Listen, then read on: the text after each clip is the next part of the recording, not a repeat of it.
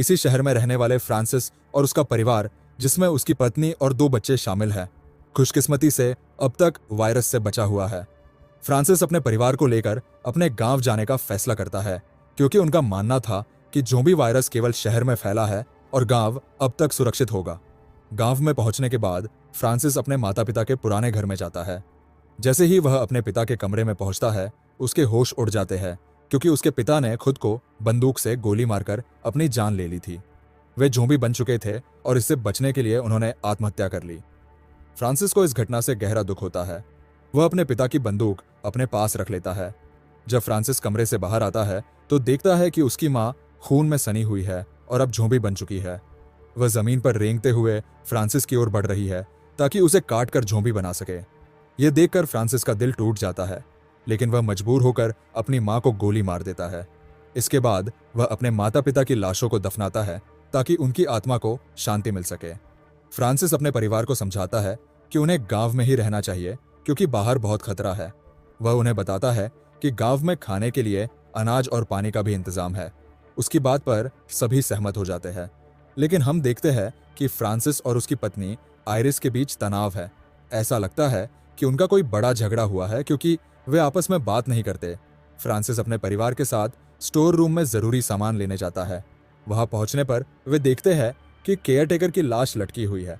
उसने ज़ोंबी बनने से बचने के लिए खुद को फांसी पर लटका दिया था। वहां कुछ मुर्गियां भी थी जो पिंजरे में बंद थी। फ्रांसिस अपने बड़े बेटे से कहता है कि केयरटेकर की जेब से चाबियां निकालो और मुर्गियों को मेरे पास लाओ। उसका बेटा डरता है, लेकिन फ्रांसिस उसे कहता है कि डरने का समय नहीं है, बल्कि इसे अपनी ट्रेनिंग समझो। लड़का डरते डरते केयरटेकर की लाश से चाबियां निकालने की कोशिश करता है, लेकिन तभी लाश उसके ऊपर गिर जाती है। वह घबरा जाता है और उसके कपड़ों पर खून लग जाता है। वह तुरंत पंप के पास जाकर खून साफ करता है। यह देखकर आयरिस को गुस्सा आ जाता है। वह फ्रांसिस से कहती है कि तुम बच्चे को यह सब अभी क्यों सिखा रहे हो। फ्रांसिस जवाब देता है कि अगर जिंदा रहना है तो यह सब सीखना पड़ेगा।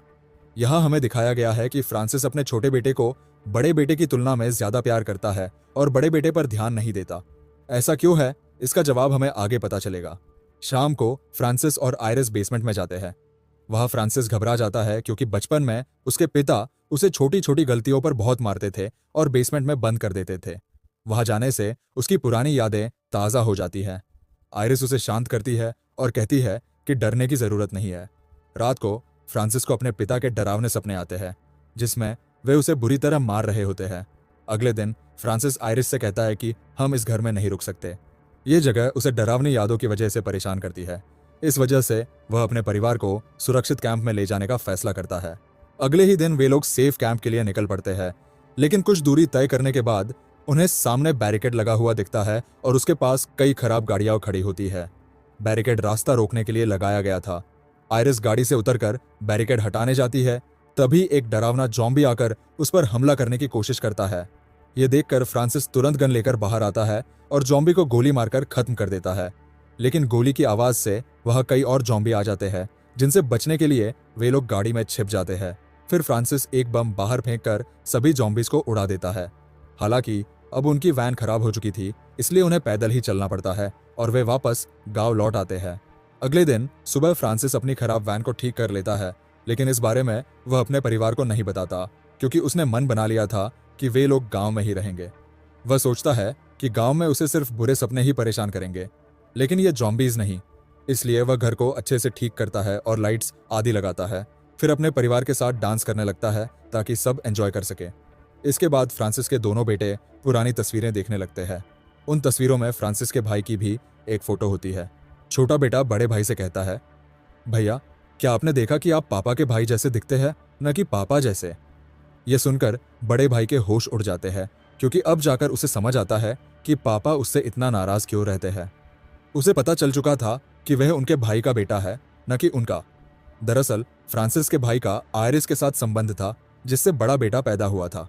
इसके बावजूद फ्रांसिस ने आयरिस को माफ कर दिया और दोनों बच्चों को अपना लिया। लेकिन क्योंकि बड़ा बेटा उसका असली बेटा नहीं था, फ्रांसिस कभी कभी उस पर गुस्सा निकालता था। हालांकि उसका मकसद बच्चे को तकलीफ पहुंचाना नहीं था। वह खुद को समझाता था और उसे भी पिता के प्यार की जरूरत है। एक दिन फ्रांसिस को एक कुत्ते ने काट लिया। आयरिस उसकी पट्टी करती है और डॉक्टर के पास जाने की सलाह देती है। लेकिन फ्रांसिस कहता है कि यह पालतू कुत्ता था और इससे कोई इन्फेक्शन नहीं होगा। फ्रांसिस का बड़ा बेटा उससे कहता है, पापा मैं भी अपनी फैमिली के लिए कुछ करना चाहता हूँ।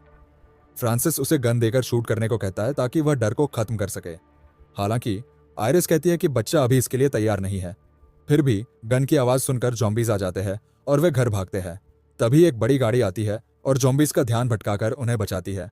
फ्रांसिस गाड़ी को पहचान जाता है। ये उसी भाई की गाड़ी थी जिसके कारण उसकी जिंदगी में उथल पुथल हुई थी। अगले दिन वह अपने भाई से मिलने जाता है गुस्से में। फ्रांसिस बहुत गुस्से में था। उसका भाई कहता है, शांत हो जाओ भाई, मैं तो बस ये देखने आया था कि मम्मी पापा ठीक है या नहीं। फ्रांसिस जवाब देता है, वे तो कब के मर चुके हैं, और गन दिखाते हुए कहता है, तुम्हारा अब यहाँ कोई काम नहीं है, अभी तुरंत निकल जाओ नहीं तो मैं तुम्हारे सिर में गोली मार दूंगा। समझ गए? भाई कहता है, अरे भाई मैं यहाँ रहने नहीं आया हूँ। फिर वह उसे एक नक्शा देते हुए कहता है, सुना है पहाड़ के पास एक कैंप है, ये वहीं जाने का नक्शा है, अगर जाना हो तो वहां चले जाना, मैं भी वहीं जा रहा हूँ, शायद तुम्हारी जान बच जाए। इतना कहकर वह अपनी गाड़ी में बैठता है और वहां से चला जाता है। फ्रांसिस अपने भाई की मदद नहीं लेना चाहता था, इसलिए वह नक्शा जलाने लगता है, लेकिन अचानक रुक जाता है और सोचता है, क्या पता यह नक्शा किसी मुश्किल समय में काम आ जाए। यह सोचकर वह नक्शा अपने पास रख लेता है। घर वापस आकर वह खिड़कियों पर लकड़ियां लगा देता है ताकि जॉम्बीज अंदर ना आ सके। अब उनका छोटा बेटा खेलते हुए बेसमेंट में चला जाता है। वहां उसे खिड़की से एक बूढ़ा जॉम्बी दिखता है जिसे देखकर उसकी हालत खराब हो जाती है। तभी आयरिस उसे संभालते हुए कहती है, बेटा यह बूढ़ा और कमजोर जॉम्बी है, इससे डरने की कोई जरूरत नहीं। फ्रांसिस ने उनकी यह बात सुन ली थी, इसलिए वह उस जॉम्बी के पास जाकर उसका सिर शरीर से अलग कर देता है। अब जब फ्रांसिस नहाने के लिए जाने वाला होता है तभी उसका बड़ा बेटा वहां आकर नक्शा देख लेता है, लेकिन इससे पहले कि वह कुछ करे फ्रांसिस उसे डांटकर वहां से भगा देता है। फ्रांसिस की बातों से यह अंदाजा लगाया जा सकता है कि उसका मानसिक संतुलन धीरे धीरे बिगड़ता जा रहा है। रात को जब सभी खाना खा रहे होते हैं, बड़ा बेटा अपनी माँ से कह देता है, डैड के पास एक नक्शा है। यह सुनकर आयरिस फ्रांसिस से पूछती है, क्या यह बात सच है? तुम्हारे पास नक्शा है या ऐसी कोई चीज? फ्रांसिस साफ मना कर देता है, नहीं मेरे पास ऐसा कुछ नहीं है, उसे कोई गलतफहमी हुई होगी। इसके बाद वह अपने बच्चों को बताता है, जानते हो तुम्हारी माँ यहाँ से क्यों जाना चाहती है? क्योंकि वह मेरे भाई के पास जाना चाहती है। उसका मेरे भाई के साथ चक्कर था। कुछ महीने पहले वह तुम दोनों को छोड़कर चली जाती, लेकिन वायरस की वजह से नहीं जा पाई। यह सुनकर दोनों बच्चे चौंक कर आयरिस से पूछते हैं, मम्मी क्या यह सच है? आयरिस कहती है, हाँ मैं वहां जाना चाहती थी। फ्रांसिस वह नक्शा निकालकर सबके सामने जला देता है और गुस्से में चिल्लाता है, कोई कहीं नहीं जाएगा, सब यही रहेंगे, यही मेरा आखिरी फैसला है। आयरिस उसे रोकने की कोशिश करती है लेकिन वह रुकता नहीं। फिर वह लकड़ियों से मुख्य दरवाजा भी बंद कर देता है ताकि कोई बाहर ना जा सके। फ्रांसिस बहाना बनाता है, बाहर ज़ॉम्बी घूम रहे हैं इसलिए दरवाजा बंद करना जरूरी है ताकि वे अंदर ना आ जाएं।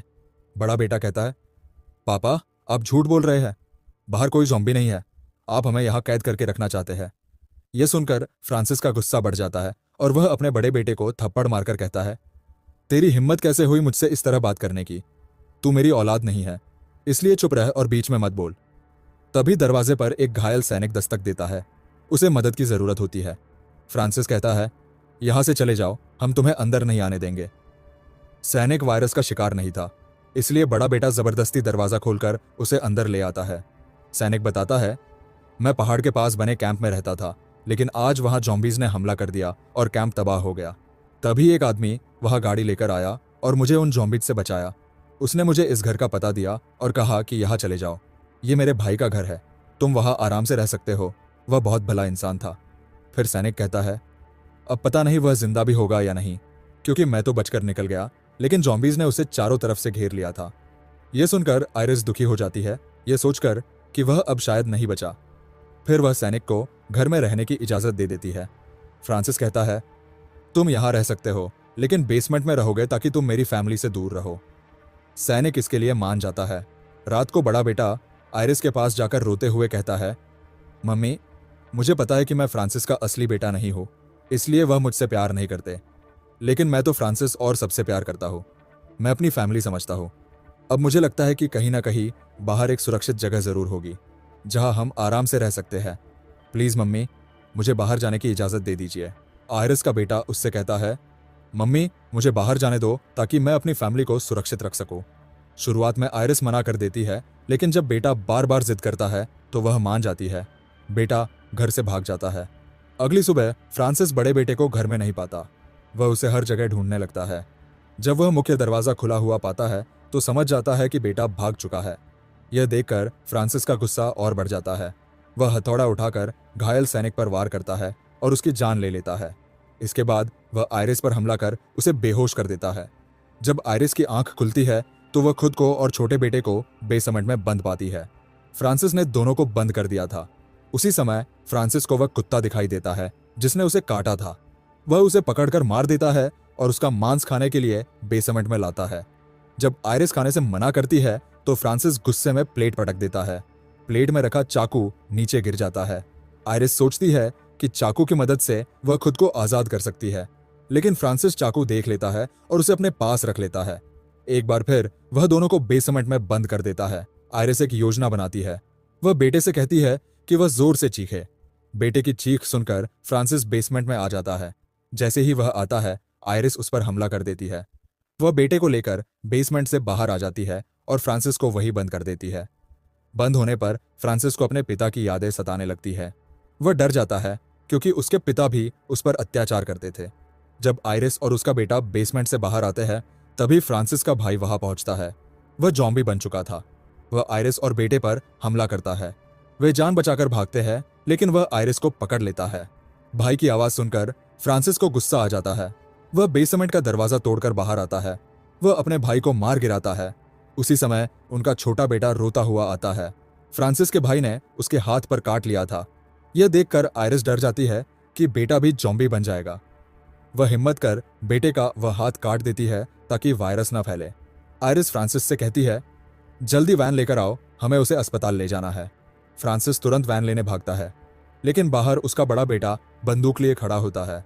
वह फ्रांसिस को खून में लथपथ देखकर समझता है कि उसने मां को मार डाला है। गुस्से में वह फ्रांसिस पर गोली चला देता है। जब वह फ्रांसिस के पास आता है तो फ्रांसिस उसके गाल पर हाथ फेरते हुए कहता है, बेटा, मैंने हमेशा तुम्हें अपना बेटा माना। अगर मैंने तुम्हें कभी दुख पहुंचाया हो तो मुझे माफ कर देना। फ्रांसिस की बात सुनकर बेटे को अपनी गलती का एहसास होता है। वह कहता है, डैड, मुझे माफ कर दीजिए, यह मुझसे गलती से हो गया।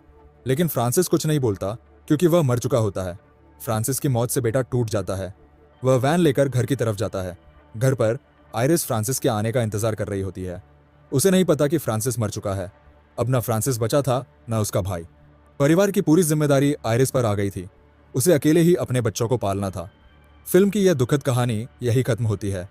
आयरिस और बच्चे वायरस से तो बच गए, लेकिन उनकी जिंदगी में बहुत कुछ बदल गया। फिल्म की शुरुआत में हम देखते हैं कि पृथ्वी पर बहुत ज्यादा प्रदूषण बढ़ गया था और एक बड़ी जंग